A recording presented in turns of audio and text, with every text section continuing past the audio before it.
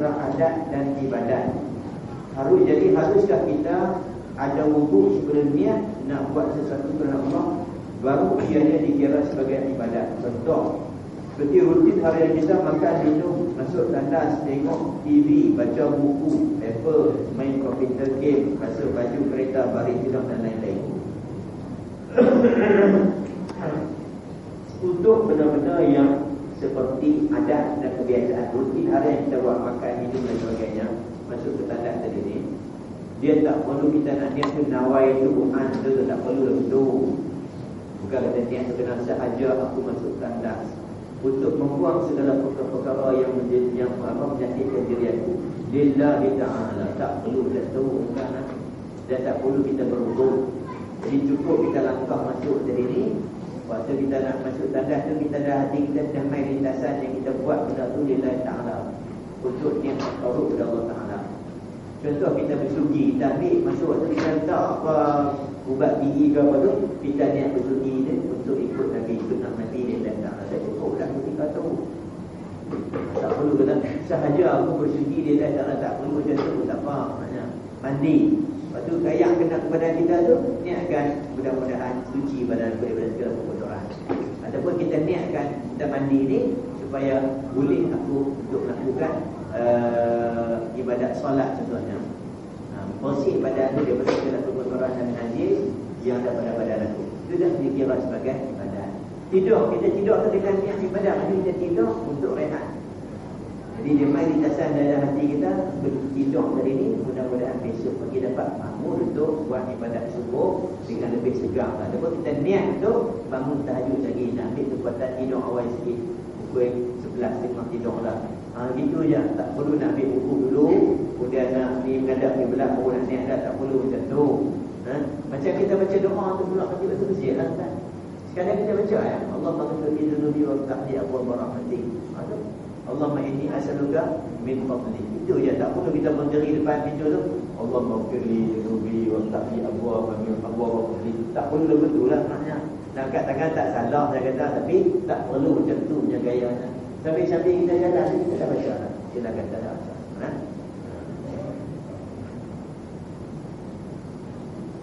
Bagaimana cara yang betul jadikan semua aktiviti kita sebagai ibadat?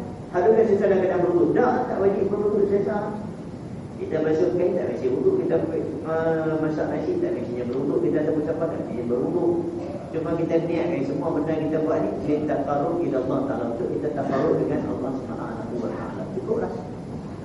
Adapun niat kita tu saya akan tanggungjawab kita dalam rumah tangga contohnya. Niat kita nak menggembirakan suami kita, kita boleh lah. Dia akan tanggungjawab kita kepada suami kita adalah kita uruskan rumah tangga. Itu tak boleh lah. Jadi waktu kita masak nasi tu apa yang kita niat? Kita niat untuk jamu makan, untuk jamu suami kita makan. Orang perempuan bangun awal pagi pukul 4.30 atau pukul 4 dah bangun dah untuk masak sahur. Dah pukul 5 gerak anak-anak suami semua makan. Dia bangun tu, waktu dia masak tu niat untuk jamu keluarga dia makan sahur. Dah dikira sebagai ibadat dah apa yang dia buat pada waktu tersebut. Jadi paling tidak pun kita buat semua niatkan dengan takarrub, niat untuk mendekatkan diri dengan Allah Subhanahu wa Ta'ala. Sebab semua benda yang baik kita buat tadi ni dikira dapat pahala, dikira sebagai ibadat kalau kita niat bertakarrub untuk mendekatkan diri dengan Allah Subhanahu wa Ta'ala. Kita pergi ziarah kawan kita apa? Sebab dia ada umrah lah, saya nak pergi ziarah dia. Ziarah niat untuk takarrub kepada Allah Ta'ala dengan ziarah kawan kita tadi. Ya semua.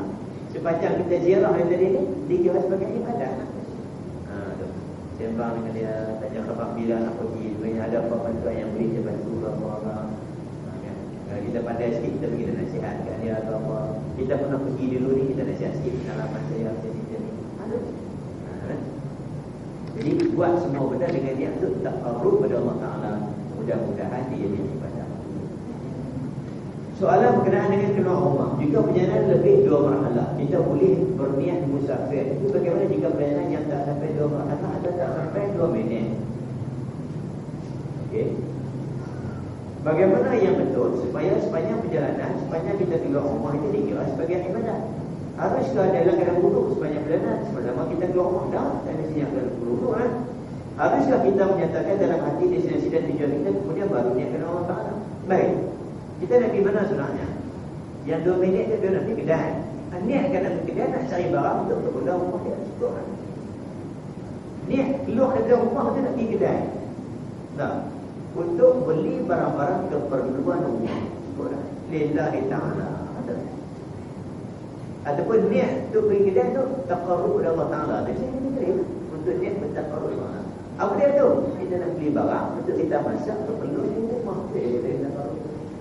Kalau nak kita pergi jalan, kita jalan nak pergi ziarah, kita lah kita nak balik kampung,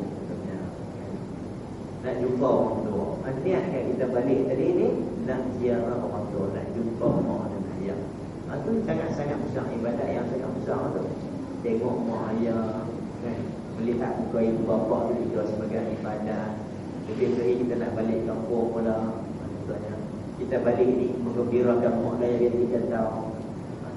Kita singgah berjalan beli pula buah tangan sebagai hadiah untuk mak dan ayah. Kau beli apa? Beli pelang, buah pelang je. Yang daripada Thailand contohnya, kita tahu mak kita suka makan buah pelang, ayah kita suka makan buah terian, beli pula terian, satu punggung rekau balik dari sini. Kita beli tujuan apa? Tujuan untuk bagi pada mak dan ayah kita menggembirakan mereka. Itu dah jadi ibadah. Kita beli tu dia ada niat tu, pasal dia tu. Pasal kita tadi tak mestilah sahaja aku beli terian ni dia kata tak mesti macam tu. Ni kita niat tak mesti macam tu. Cukup kita turun, lepas tu kita berhenti nak beli tu, tujuan kita tu adalah untuk bagi kepada buah tangan kepada rumah orang yang kita pergi tadi ni. Ada pun tentang pergi hospital nak ziarah kawan kita yang sakit, kita keluar tu dengan niat untuk ziarah dia tu, itu dah dikira sebagai ibadat dah. Niatkanlah niat untuk taqarrub kepada Allah Ta'ala tadi.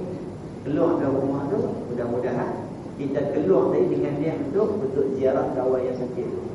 Nampak? Dikira sebagai ibadah. Tak spesinya ada wuduk tak? Tak spesinya kita berwuduk. Adakah makna sama makna kata ibadah dan ibadat? Ya sama, ni Melayu dia beza. Ibadah sama ada tuan.